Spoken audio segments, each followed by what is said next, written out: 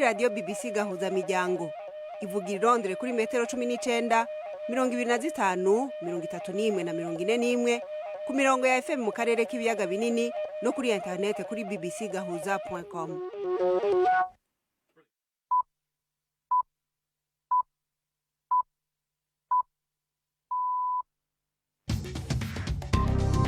Ubu ni isaha 10 n'igice ku isaha mpuzamakungu ya GMT, isaha 12 n'igice mu Rwanda no mu Burundi.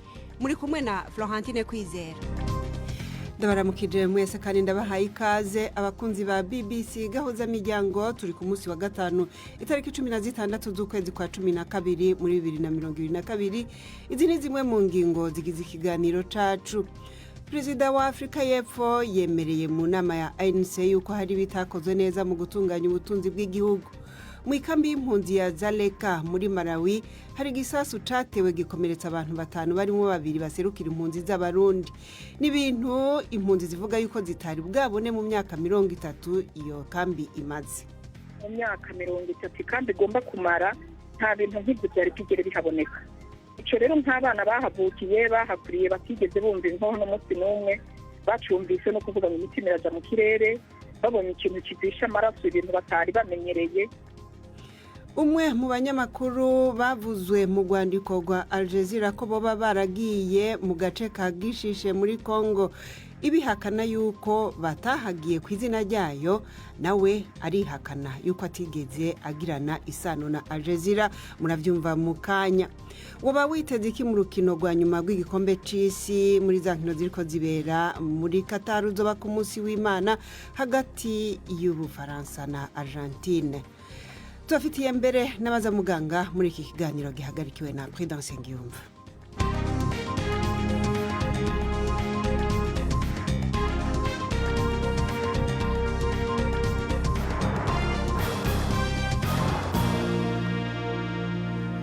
Ivyo vyose muravyumva mu kanya mwidonido, mubanze mutega amatwi amakuru yo hirya no hino ku isi avugwa hano kuri BBC, mushikirizwa na Jacques Nitegeka. Uburusiya bwagabye ibitero bishya byo mu kirere kuri Ukraine mu gitondo cyo kuri wa gatanu, byibasiye imigi hinyuranye y'icyo gihugu, byatumye umuriro w'amashanyarazi ubura mu migi myinshi irimo n'umurwa mukuru Kiev. Ni inkuru ya Hugo Bacega mugezwaho na Jean-Claude Mwambutsa.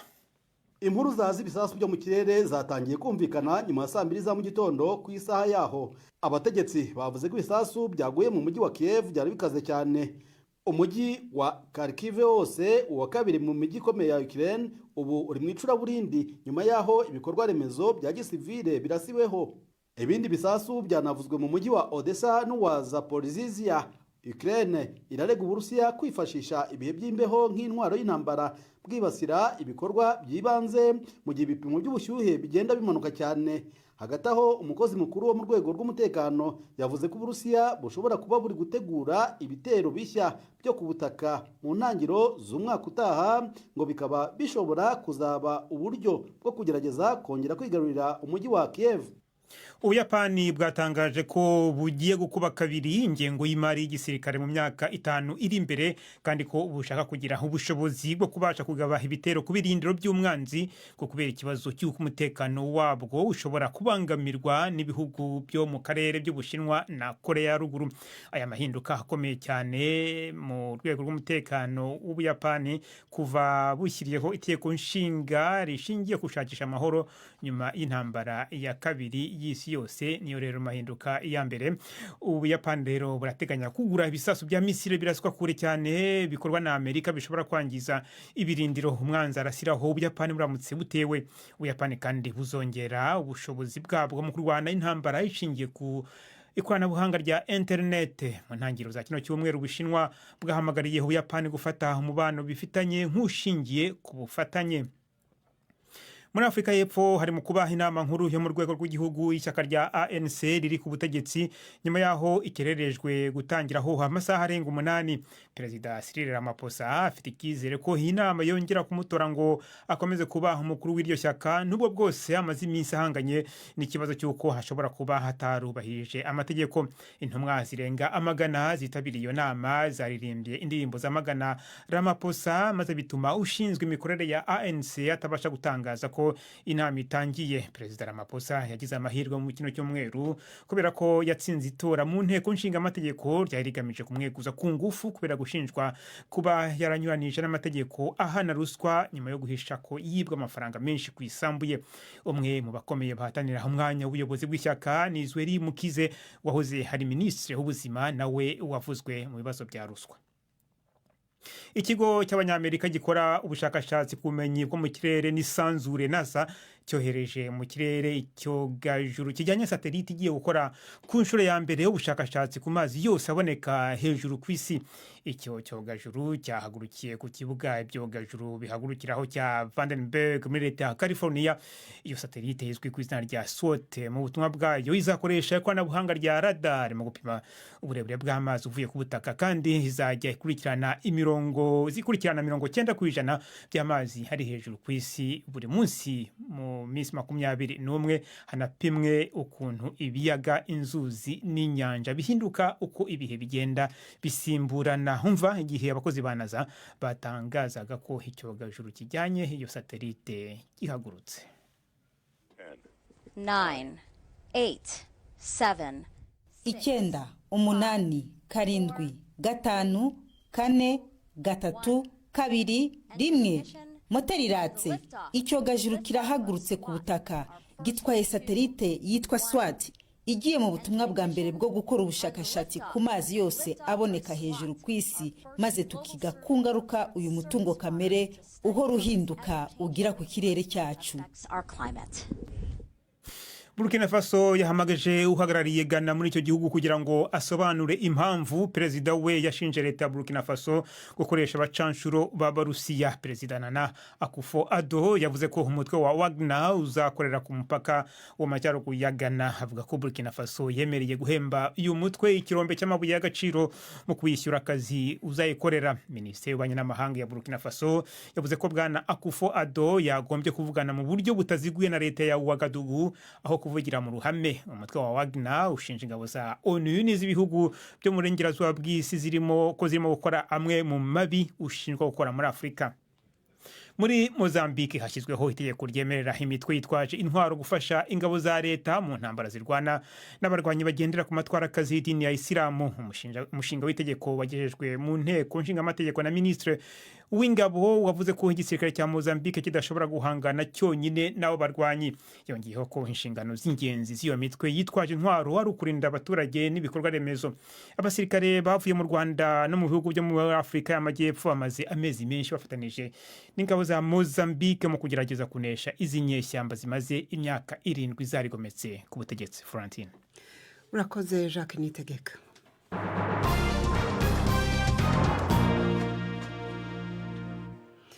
Muri Afrika y'Epfo, perezida wa ANC Cyril Ramaphosa yemereye ko habaye gutunganya nabi ubutunzi bw'igihugu na ruswa, aho ikibazo cyo gucika kw'amatara kibangamiye ico gihugu ca Afrika y'Epfo.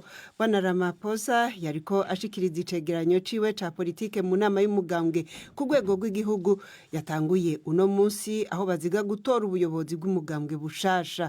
Akaba yiteze kugumana umwanya wiwe nubwo hanzwe n'ikirego c'uko yoba yarahishiriye icaha akanabagiza ubutungane inyuma y'ubusuma bwabereye mu iraro ryiwe. Inkuru ya Nomsa Maseko mishikizwa na Jean-Claude Mwambutsa. Perezida Cyril Ramaphosa yahuye n'ibihe bitamworoheye ubwo yatangazaga icyegeranyo kuri politiki ye, nyuma yaho zimwe mu ntumwa zifashe icyemezo cyo kurogoya ijambo rye ziririmba zinasakuza. Ijambo rye ryongeye kuvangirwa no kwinjira kwa Jacob Zuma wahoze ari umukuru w'igihugu wahageze yakerewe cyane, hagakurikiraho indirimbo zamagana Ramaphosa. Uyu mukuru w'igihugu afite ingorane zitamworoheye atewe na Dr. Zweli Mukize bahanganye uturuka mu gace ka KwaZulu-Natal, akaba ari nako Jacob Zuma aturukamo. Kera kabaye yaje gushobora kuvuga ijambo rye, maze Ramaphosa asobanura uko ruswa yakenesheje cyane igihugu cye. Yavuze ko hariho imigambi iri gushyirwa mu bikorwa yo kurangiza burundu ikibazo cy'ibura ry'amashanyarazi. Rakoze Jean-Claude Mwambutsa kuri iyo nkuru ya Nomsa Maseko. Abantu batanu harimwo abarundi babiri nibo bakomerekeye mu gitero c'igisasu ntezwantoke cabereye mu ikambi y'impunzi ya Zaleka muri Malawi nk'uko bitangazwa n'igipolisi co muri ico gihugu. Iki gitero cabaye ku isaha imwe y'ijoro aho abajejwe igipolisi n'izindi nzego z'intwaro baciye bahagera mu nzira yo gutanguza amatohoza.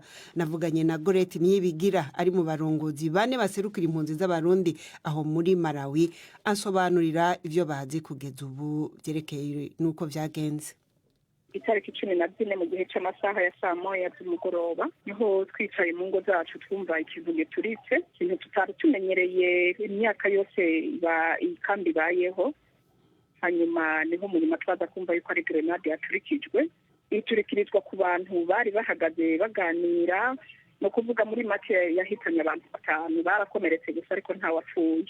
Ni isanganya canke n'umuntu yoba yarayifise arayitera? Ntabwo ari isanganya kuko ico kintu ntabwo cari kigere kiboneka mu kambi, biboneka ko ari umuntu yarayifise arayitera. Hari abo baragerageje nubwo mwavuze ko hari saa moya z'ijoro kuraba no kumenya uwo bari inyuma yavyo? Polisi yarageze ku kibanza aho byabereye kuko bwa mbere ho bakomeretse babanje kunyarukanwa bajanwa kwa muganga, hanyuma polisi irahagera n'abandi bategetsi batandukanye barahageze kugira ngo batangure ico twokwita amatohoza, ariko mu by'ukuri ntabwo twashoboye kumenya aho byavuye canke tuwayiteye. Narya hari hamaze iminsi nta n'amatara yaka, nta matara yari ahari, hari umwijima, nta muntu n'umwe yigeze ashobora kumenya icabaye canke aho byavuye. Nta nico barababwira kugeza uyu munsi boba baramenya? Oya, ntaco batubariye, usibye ko bafashe umuntu umwe bavuga yuko ari umuntu boba bakeka, mbona umuntu bigaragara neza yuko yoba ari n'umuntu yifitiye ibibazo vyo mu mutwe, nta n'ikibazo yagirana n'abandi bantu, yari umuntu yarabaye hatekereje nawe mw'ikambi, asanzwe aba mw'ikambi azwi. None icuka kimeze gute ubu mw'ikambi? Ni ukuvuga abantu baratuje, muri make baratuje, ariko gusa bafite ubwoba, umwe wese yatangura kugenda yigengesera uko mu myaka 30 kandi igomba kumara nta bintu nk'ibyo byari bigere bihaboneka. Ico rero nk'abana bahavukiye bahakuriye batigeze bumva inkoho n'umunsi n'umwe, bacumvise no kuvuga ngo imitima iraja mu kirere, babonye ikintu kivisha amaraso, ibintu batari bamenyereye, imitima ija mu kirere, abantu bakagira ubwoba, ariko baragerageza nyene kwiyubaka. Turindiriye no kuvuga ngo bizova mu matohoza kugira dushobore kumenya ikizokurikira mu nyuma. Uruja n'uruza mu ikambi hoho ruracungerewe neza, nta muntu ashobora kwinjira ari umunyagahinga bimworoheye? Umuntu yo kwinjira ari umunyagahinga biroroshe kuko ubwinjiriro bw'ikambi ni bwinshi kandi nta bariyeri bihariyo bavuga bati bacungere kugira ngo nimba ari umuntu w'inkozi y'ikibi yinjiye bamwigeho neza. Mu bisanzwe nta gucungera ibyinjira n'ibisohoka bihari mu kambi hagati. Murabona abantu bari muri iyo kambi icumbikiye abantu bava mu bihugu bitandukanye, Burundi, Rwanda, Congo, bahunze ibibazo bitandukanye na Somalia na Ethiopia. Hari ukuntu ibibazo baba barahunze bihora bivugwa mu ikambi ugasanga birateye nk'icuka, ico no kwita tension hagati y'ababana, canke nta na rimwe byigera biba? Nta na rimwe byigera biba. Amakominote yose mu bihugu bitandukanye twari tubanye neza, nta kibazo na kimwe dufitanye. Nta na rimwe umuntu yari bwagwane n'uwundi ngo nuko badahuje imyemerere canke ivyiyumviro. Ni ukuvuga abantu bose bari babanye neza muri rusange, nta kibazo. Abo bantu bobo wavuze iyo grenade yakomerekeje, ubu ubuzima bwabo bumeze gute? Abakomeretse ni 5, bamwe baravuye kwa muganga, ariko uwababaye cyane n'umwe nabo nyine yarari mu bahagarariye abarundi bari hano, yarababaye cyane, aracari mu bitaro, aracakurikiranwa n'abaganga. Nta kintu abo bantu bari kumwe bahagararanye bahuriye ko kumbure cotuma bikeka bati nuwaturondera? Abo bari bahagararanye nabo bari basangiye ibikorwa byo kurongora abandi hano, nta kindi, nta n'ikintu kibi coba cari kuri bo, ko n'abantu bari basanzwe bakorana ibikorwa bya misi yose. Gorete twavugana ari mu ikambi ya Malawi, ndibagiwe irindi zina ry'ikirundi, ni Goreti Niyibigira murantunga. Reka rero tuje ku nkuru iraba itangazamakuru. Hashize iminsi 3 hari impari zikwire zikwiragizwa ku mbuga nkoranyambaga kw'ibaruwa yandikiwe bose yasohowe na televiziyo mpuzamakungu ya Al Jazeera ihakana abanyamakuru babiri bari mu Rwanda baherutse kuja igishishe mu karere kagenzurwa n'umugwi M23 muri buseruko bwa Congo ngo biyitiriye yuko ari abanyamakuru ba Al Jazeera. Iyo baruwa rero yashizwe ko umukono na Jill Tredick, umuyobozi mukuru wa Al Jazeera, ivuga yuko itigeze irungika abanyamakuru ngaho gishishe aho ingabo za ONU muri Congo ziherutse gutangaza yuko habereye ubwicanyi bw'abantu barenga 100 bishoboka ko bishwe n'uwo mugwi wa M23 ariko bobo bakaba barabihakanye. Al Jazeera rero yemereye BBC Gahuzamiryango mu nyandiko yuko ari byo koko yasohoye iryo baruwa, ariko rero banse gutangaza ibisobanuro. Tumaze gusoma ibyo byanditswe na Al Jazeera, navuganye n'umunyamakuru Albert Rudatsimbugwa ari Kigali, umwe muri abo banyamakuru babiri bavugwa na Al Jazeera. Natanguye kumubaza nimba nawe yarasomye iryo baruwa, arabinyemerera. Byarantangaje simbyumva, umuntu aramvuze aranyihakanye kandi ntanzi nawe hano avuga ntabwo ahazi. Simbyumva. Ntabwo wigeze ugera kishisha ariko? Florentine, aho hose narahageze, Tongo, Zace, Zabambo, muri Bwito yose, Masisi, Rucuru, Nagana, hose narahageze. None bwana Albert, ko muri ritangazo Al Jazeera mbona ivuga yuko wewe n'undi munyamakuru Mark Hugstens ngo mwitiriye Al Jazeera, ibi byo nivyo? Ariko hehe kwande kuki batabivuga nabo, ahubwo iyo muba mwaratangiye ukababaza bo icyatumye banabyandika. Muri make rero barababeshe cyane rwose, cyane 100%. Ikigo c'itangazamakuru nka bene kiriya kwiritangazo ryabo baryemera, twebwe babitubwiye ko aribo barishize kw'igikumu. Mumaze kuribona hari ico mwabikoze ko? Nari kubikora jewe biturutse he, ahubwo organisation nk'iriya iseje agatebe imbere y'abantu bose. Aho bambonye je mvuga ko nkorera Al Jazeera mu buzima bwanjye, ntabwo byabaye. Ahubwo muzababaze, muzanambwe umunsi muzatangaza icyo bazabasubiza. Albert Rudatsimbugwa. Isaha imwe irabura iminota 15 mu karere k'ibiyaga binini. BBC Gahuzamiryango Igoma ni kuri FM 93.8. Gahuzamiryango ibajane muri Gabon, aho ico gihugu kiriko kiragira kigoro mu nzira yo kuba kimwe mu bibanza bihurumbirwa n'abashaka kuja kuraba inyamaswa zo mu bwoko bw'inguge canke ingagi. Uko bimeze rero ubu kuri uyo mugabane, Uganda, u Rwanda na Repubulika ya Demokarasi ya Congo niho hari ibibanza nyamukuru birangwamwo izo nyamaswa. Ibi rero bizofasha Gabon kubombora ikigega cayo c'umwimbu uturutse mu bukerarugendo, ariko rero ngo haracari inzitizi. Inkuru ya Joel Kiriyungi muyishikirizwa na Jacques Nitegeka. Aha ni mu burengerazuba bwa Gabon, hagati mu ishyamba ry'inzitane ririmo parike y'igihugu y'inyamaswa ya Ruwango, imwe muri ebyiri gusa ziboneka mu gihugu ushobora kubonamo ingagi. Ingabo yitwa Kamara irimo guhamagara umuryango wayo ugizwe n'ingagi 10, zose zihise zisanga vuba. Ingagi nkuru z'ingore zihetse abana bazo. Uyu muryango w'ingagi umenyereye cyane abantu kubera umushinga wo kurengera ingagi wa Ruwango, kandi zishobora gusurwa na ba mukerarugendo. Uyu mushinga watangiye muri 2005 kandi wiga imyitwarire y'ubu bwoko bw'ingagi buzwi nka Western Gorillas. Abashakashatsi nka Lemane Solene bamenyereza ingagi abantu bazegera buri munsi mu mahoro. Muri iyi pariki y'inyamaswa irimo ingagi zigera ku 500. Iyo dukurikirana ingagi tuzinduka mu gitondo mu masaa moya tugiye kuzishaka mu ishyamba. Iyo tumaze kuzibona tugumana nazo tukazikurikira aho zigiye hose uwo munsi, twandika ibyo zikora byose. Hashize imyaka nka 20 Gabon ishyizeho pariki z'igihugu z'inyamaswa 13 muri gahunda yo kubungabunga umutungo kamere wayo. ariko rero gutunganya neza izi pariki ntabwo ari ibintu byoroshye kubera mikoro adahagije kandi bikaba binagoranye kugera ahantu hamwe na hamwe. Martha Robbins amaze imyaka irenga 25 ayoboye ubushakashatsi ku ngagi hirya no hino muri Afurika. Yatangije uyu mushinga muri Gabon kandi afite n'uwundi nk'uyu muri Uganda. Izo gahunda zimaze imyaka ibarirwa muri mirongo, ariko zikibanda gusa ku bishoboka n'ukuntu ubukerarugendo bushobora gutanga umusanzu mu kubungabunga ubuzima bw'inyamaswa zishobora gucika burundu ku isi.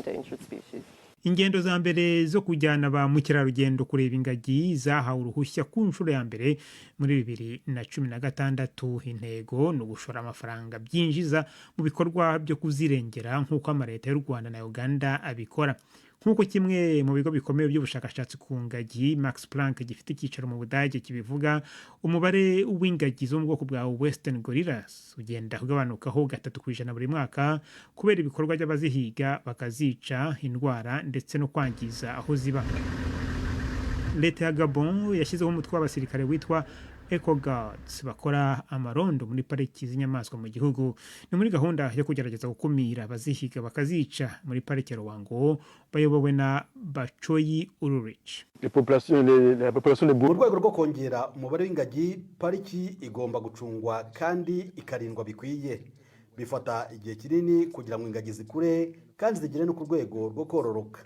Ni ngombwa ko aho ziba hizezwa umutekano uhagije kugira ngo umubare wazo wiyongere cyane. Leta ya Gabon ifite icyizere cyo kongera umutungo ivana mu cyarugendo, yita cyane ku mubare munini w'ingagi igihugu gifite, ikoranira rya hafi n'ababungabunga ubuzima bw'agasozi kugira ngo bitagira ingaruka mbi ku ngagi. Bagabanya umubare wa ba mukerarugendo bazisura, bakagabanya igihe bamarana nazo, kandi bagasaba ko abazisura bagomba kuba babanje kwipimisha COVID mbere ya buri rugendo. Leta ya Gabon kandi ifite umugambi wo gukorera mu yandi mapariki y'inyamaswa mu gihugu, ibi birimo gukorerwa muri pariki ya Ruwango. Arakoze Jacques Nitegeka. Tuje muri baza muganga na Yvette Kabatesi.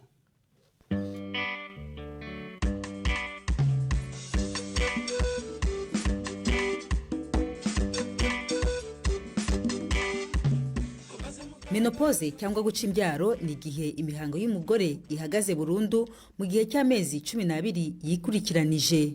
Muri iki gice cya kabiri turibanda ku ngaruka zizanwa n'icyo cyiciro kirangwa n'imihindagurikire y'umubiri mu buzima bw'umugore. Turacyari kumwe na muganga Gaspard Ntahonkiriye mu bitaro La Croix du Sud. Menopause ni ukuvuga ko imisemburo iragabanuka ikanarangira. Muri icyo gihe no mibonano mpuzabitsina nayo irahinduka kubera imisemburo yarangiye. Akuma mu gitsina nuko bashaka kurangura imibonano nabyo bikagabanuka. Nicyo gituma nabyo mu byo bakwiye kwitegurira hariho n'imiti ishobora gufasha ikakoreshwa bigashobora gufasha. Babandi biba ngombwa ko bajyanwa muri menopause wenda ku burwayi yarakuwemo nka nyababyeyi, nabo ibimenyetso biba bimeze kimwe n'abangaba bajya muri menopause bisanzwe. Oya, ugakorera nyababyeyi wewe ntacyo bihindura kuri menopause kubera udusabo tumwe twitwa overe nitwo twerekana igihe cya menopause kibaye. Ariko mu gihe wakuyemo nyababyeyi mwibuke ko cya kimenyetso twavuga yuko cerekana ko menopause yageze ari imihango, kandi umuntu yakuyemo nyababyeyi nta mihango ibikiza. Nuvuga ko ibimenyetso bya menopause ku muntu yakuyemo nyababyeyi biba bigoye kumenya. Muri icyo gihe dukurikirana bya bimenyetso bindi, ariko tukifashisha n'ibizamini by'amaraso navyo biradufasha kugira tumenye ko menopause yamaze kuza. Ariko ibindi navyo bijanye no zangwa zishikira dusabo, izo zo ni ibintu bizwi neza cyane. Naba ari umwana w'imyaka 15 cyangwa 16 mu gihe byo kenerwa ko bavana mu dusabo kwera gwa ingwara ya kanseri ikomeye, nawe yinjira muri menopause kuri iyo myaka nyine. Ibimenyetso biraza kuri iyo myaka 16 cyangwa 17. Nukuvuga ko igihe cyose dusabo duhagaritswe akazi katwo, menopause bayinjiye.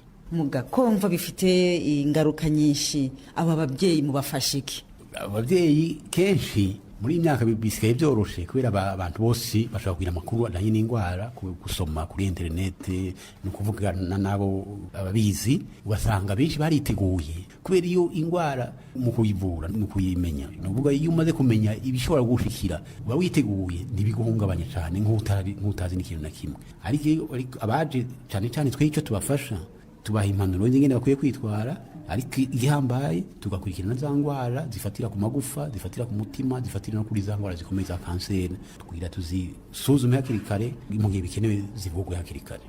Hari imiti mubaha? Yego, hari imiti itangwa, twumvise nko kubera nk'ibintu bihambaye bijanye n'umutima, bijanye n'amagufa, hari imiti tutanga. Umuti wa mbere wumvikana ko ushobora gukora neza ni umusemburo. Mu gihe umuntu yabuze umusemburo, ukabona ibimenyetso ni byinshi cyane, kandi ukamenya yuko uwo musemburo atanga ari kuza kumubwira kuri za kanseri twababwira zasuzumwe neza, turamuha umusemburo ukamufasha kuri bimwe byo gushuhirana, mu gukingira za ngwara zo magufa cyangwa za ngwara z'umutima, ibyo birumvikana. Ariko imisemburo muri iyi myaka turayitinya kubera izo ngaruka zijyanye na kanseri be na sirikirasiyo y'amaraso. Icyo gituma ubu kenshi hari iyindi miti itarimo imisemburo ariko dukoresha kandi igafasha, ari ukuvura bimwe byo gushuhirana, ari ukuvura za ngwara zo ku ruhu, ari ukuvura za ngwara zo kuma mu gitsina canke n'ahandi, n'ibindi byose bijyanye no kudasinzira, kudatekana no kumva ataremye. Izo zose imiti iriho kandi irashaka gufasha. Tujya gusoza, hari inama mushobora kugira abagore kuri ibi bijyanye na menopause cyangwa guca imbyaro? Yego, bisanzwe uwo ari we wese muri iyo myaka ibintu bihinduka ari byinshi cyane, kandi muri ibyo bihinduka harimo n'ibiteye ubwoba. Biriyumvikana neza yuko umuntu wese yegereje menopause cyangwa iyo menopause ategerezwa kubona na muganga nka rimwe mu mwaka umwe cyangwa mu myaka ibiri. Muri icyo gihe cyose acitse kwa muganga, kubera ibimenyetso bya menopause bihinduka ku murwayi uwo ari we wese, bavugana na muganga mu gihe amusuzuma akurikirana za ngwara zikomakomeye. Ari ikintu gihambaye twese duhurira ko ni kwirinda stress, kwirinda kubyibuha, no kubaho urya ibintu bimeze neza naturel. Ni ukuvuga kwirinda ibintu byose twita ko birimo nka toxic, ari itabi, ari inzoga, ibyo by'amavuta menshi cyangwa amasukari menshi. Byose twese tubihurira ko kubera turazi ko bifasha muri ibyo bihe. Muganga Gaspard Ntahonkiriye watubwiraga ku ngaruka zijyanye no guhagarara kw'imihango burundu mu buzima bw'umugore. Ni naha dusoreje, twibutse ko dukomeza kwakira ibibazo. I Kigali ni ku gasanduku k'amabaruwa 2790. Email ni bazamuganga@gmail.com. Muramukeho. Urakoze nawe Iveta Kabatesi. Ku munsi w'Imana niho hateganijwe urukino rwa nyuma rw'igikombe c'isi hagati y'Ubufaransa na Argentine muri za nkino zibera muri Qatar. Urwo rukino rukazobanzirizwa n'urwa Maroc na Croatia, bizoba biriko bihiganirwa ikibanza ca gatatu. Imigwi y'Ubufaransa izokina umukino wa nyuma ishaka kuba igihugu ca gatatu gusa muri kahise k'isi cishubije ico gikombe c'isi. Ibindi bihugu vyabikoze n'Ubutaliyano na Brazil. Byinshi kuri iyi mikino tubibaze Ive Bucana. Ubufaransa nibwo bufite iki gikombe bwatwaye muri 2018 mu gihugu cy'Uburusiya butsinze Croatia ku mukino wa nyuma. Ubufaransa buyobowe n'umutoza Didier Deschamps ushaka gukora amateka, na Argentine ya kapiteni Lionel Messi ushigaje gutwara igikombe cy'isi kibura mu duhigo yibitseho mu mupira w'amaguru. Didier Deschamps yatwaye iki gikombe nk'umukinnyi muri 1998 ubwo batsindaga Brazil, yanagitwaye ari umutoza muri 2018. Ubu noneho ashobora kwandika amateka yo kugitwara kabiri ikurikiranye nk'umutoza. Abakunzi ba ruhago hano mu mujyi wa Kigali bavuga ko ari umukino uzaba ukomeye kandi ko amakipe yombi ageze ku mukino wa nyuma yarabikoreye cyane. Mfana Ubufaransa bikomeye, Argentine nayo ni ikipe ikomeye ariko ntabwo iturusha. Byanze bikunze igikombe kigomba kuba icyacu nk'Ubufaransa. Ariko uzo umukinnyi ukomeye wa Argentine ndamuzi, uwo bita Messi, ndabizi ko azakina ariko ntago yaturusha. Turagendera kuri Mbappe na Griezmann, ariko cyane cyane nta nubwo ari abo twishingikirijeho cyane. Nayisengeye kugira ngo tuzatware igikombe.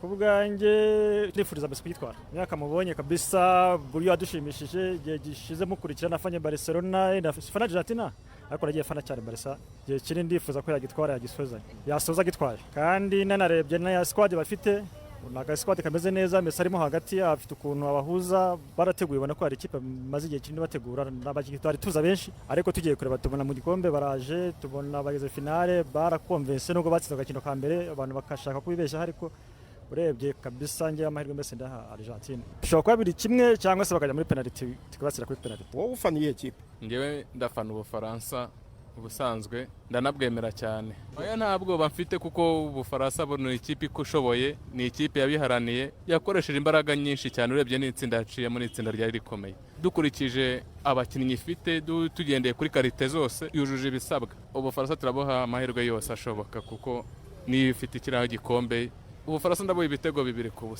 uwo mukino uzabanzirizwa n'umukino wo guhatanira umwanya wa gatatu uzaba ku munsi w'ejo kwa gatandatu ukazahuza Maroc n'ikipe ya Croatia zasezerewe muri kimwe cya kabiri. Arakoze Yves, murakoze na mwese abakurikiye Gahuzamiryango, mukomeze kugira ibihe byiza.